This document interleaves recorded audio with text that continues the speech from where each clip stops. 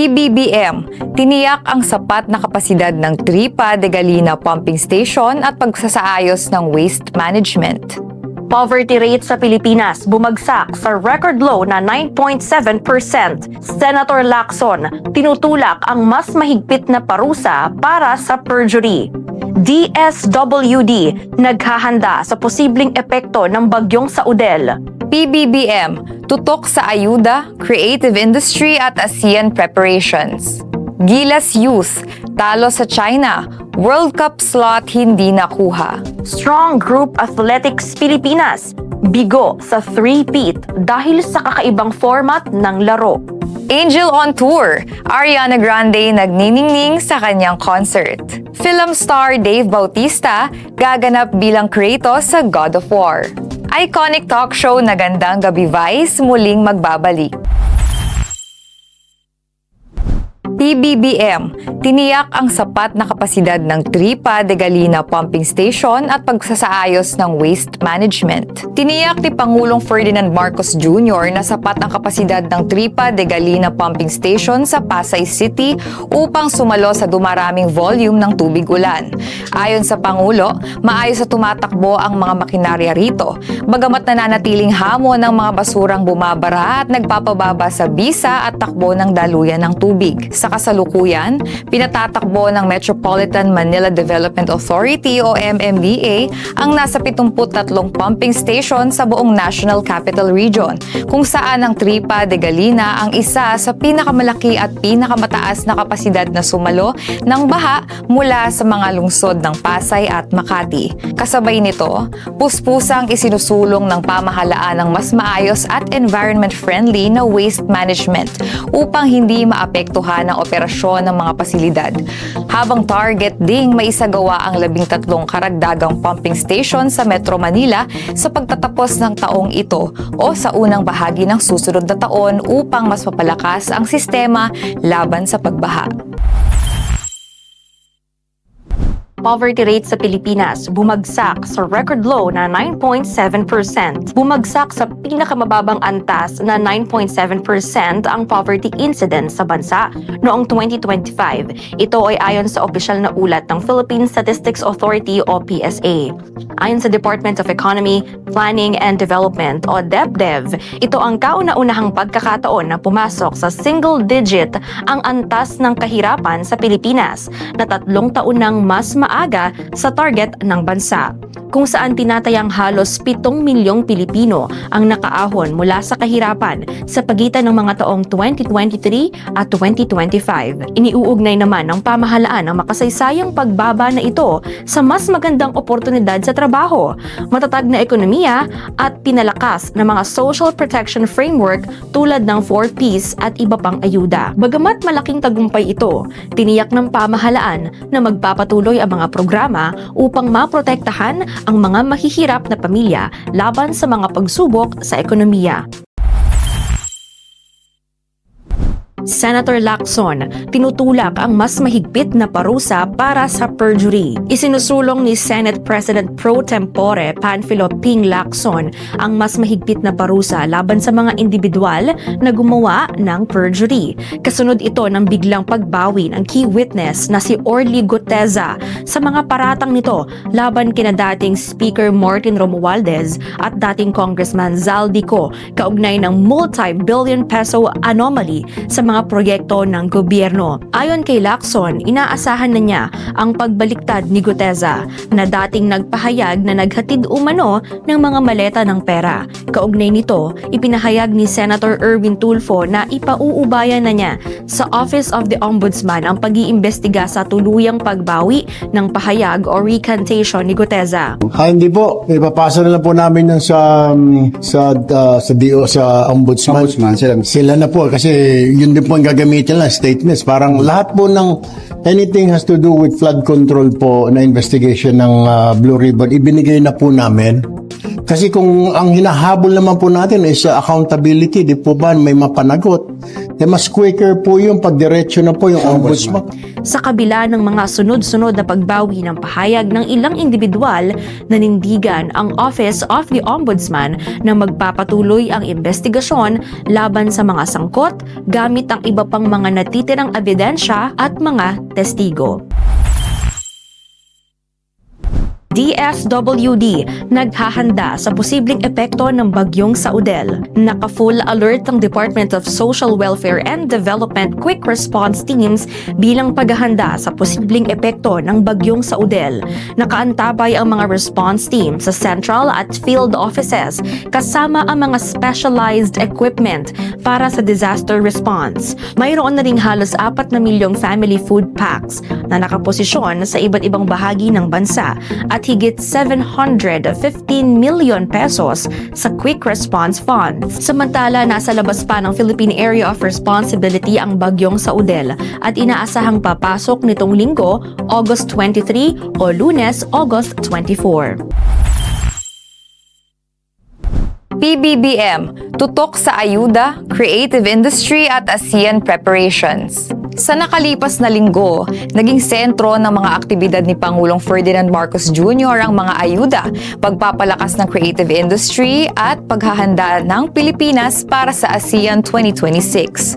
Sa Negros Oriental, pinangunahan ni Pangulong Marcos ang pamamahagi ng food assistance at student grants para sa mga residente. Inatasan din ng Pangulo ang mga ahensya ng gobyerno na suportahan ang Philippine Creative Industries Month 2026 at ipatupad ang mga hakbang para mapalakas ang sektor. Pinangunahan din ni Pangulong Marcos ang paglulunsad ng ASEAN Philippines 2026 na nakatuon sa kapayapaan at seguridad, kaunlaran at pagpapalakas ng mga mamamayan. Sa pagunita naman ng Ninoy Aquino Day, nanawagan ng Pangulo sa mga Pilipino na panatilihin ang kalayaan at pagkakaisa ng bansa. Gilas Youth, talo sa China, World Cup slot hindi nakuha. Natuldukan ang kampanya ng Gilas Pilipinas Youth para sa 2027 FIBA U19 Basketball World Cup matapos itong talunin ng China 117-103 sa quarterfinal ng FIBA U18 Asia Cup sa Ahmedabad, India. Nanguna para sa Gilas Youth si Chog Moral na kumamada ng game high 26 puntos, ngunit hindi ito naging sapat para mapigil ang dominanteng China. Naging malaking problema rin ng Pilipinas ang 16 turnovers na naging 26 points para sa Chinese squad. Bukod dito, nagpakawala ang China ng 17 3-pointers para tuluyang makontrol ang laro. Dahil sa pagkatalo, hindi na nakapasok ang Gilas Youth sa semifinals at nabigo nitong makuha ang isa sa 4 na Asian berths para sa 2027 FIBA U19 World Cup sa Czech Republic. Lilipat naman ang Pilipinas sa classification round at haharap sa matatalo na laban ng South Korea at Chinese Taipei. Strong Group Athletics Pilipinas, bigo sa 3-peat dahil sa kakaibang format ng laro. Nagtapos sa ika-5 pwesto ang Strong Group Athletics Pilipinas matapos talunin ang Jordan sa scoring na 96-91 sa classification game ng 2026 William Jones Cup sa Taiwan noong Biyernes. Pinangunahan ni Boban Marjanovic ang koponan sa 21 points, 8 rebounds at 3 assists habang nagdagdag si Taewon AG ng 17 points, 4 rebounds at 3 steals. Matapos mahuli ng 3 punto sa pagtatapos ng third quarter, bumawi ang SGA sa fourth quarter at nagtala ng 25-17 run para tuluyang makuha ang kampyonato. Sa kabuuan, nagtapos ang koponan na may 6-1 record sa tournament. Gayunman, hindi nakapasok sa semifinals ang SGA kahit nagtapos itong may 5-1 record sa group stage. Sa bagong format kasi ng tournament, otomatikong nabigyan ng semifinal slot ang host team na Chinese Taipei Blue kahit 1-5 lamang ang record nito. Dahil dito, hindi na ipaglaban ng SGA ang target nitong 3-peat. Humingi naman ng paumanhin ang Chinese Taipei Basketball Association dahil sa kontrobersyal na format at sinabing rerepasuhin at pagbubutihin nito ang scheduling at format ng Jones Cup sa mga susunod na taon. Angel on Tour, Ariana Grande nagniningning sa kanyang concert. Ipinasilip ni Ariana Grande ang kanyang Eternal Sunshine Tour kung saan tampok ang kanyang elegant look at memorable moments sa entablado. Kasalukuyang humataw ang tour ni Grande sa London's O2 Arena noong August 19 at 20 habang nakatakda pa ang iba pang performances hanggang September 1. Kilala ang tour sa theatrical production, powerful vocals at performances ng kanyang mga hit tulad ng Seven Rings, Thank You Next, Into You, at We Can't Be Friends, Wait for Your Love. Para kay Grande, naging espesyal ang tour dahil mas naging present at connected siya sa kanyang mga fans na tinawag niyang isang beautiful corrective experience. Film star Dave Bautista gaganap bilang Kratos sa God of War. Opisyal nang casted ang Filipino-American actor na si Dave Bautista bilang gaganap na Kratos sa live-action adaptation ng sikat na video game na God of War ng Prime Video. Papalitan ni Bautista si Ryan Hurst na una niyang napili para sa karakter, ngunit kinailangang umatras matapos magkaroon ng injury sa biceps na nangangailangan ng operasyon. Inaasahang ipagpapatuloy ang produksyon sa Vancouver sa mga susunod na linggo, kung saan pangungunahan na ni Bautista ang serye. Kilala si Bautista sa kanyang mga papel bilang Drax sa Guardians of the Galaxy at Glossu Raban sa Dune.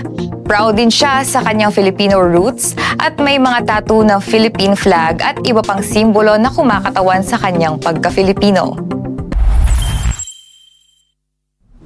Iconic talk show na Gandang Gabi Vice muling magbabalik. Matapos ang 6 na taong pamamahinga, opisyal nang magbabalik ang sikat na late-night comedy talk show na Gandang Gabi Vice o GGV this September 13. Inanunsyo ito ni ABS-CBN Chief Operating Officer Cory Vidanes sa taunang pagpupulong ng mga stockholder ng kumpanya, kasabay ng pagkumpirma na magiging makasaysayan ang pagbabalik nito dahil bukod sa Kapamilya Channel at streaming platform na iWant, mapapanood na rin ito sa GMA Network.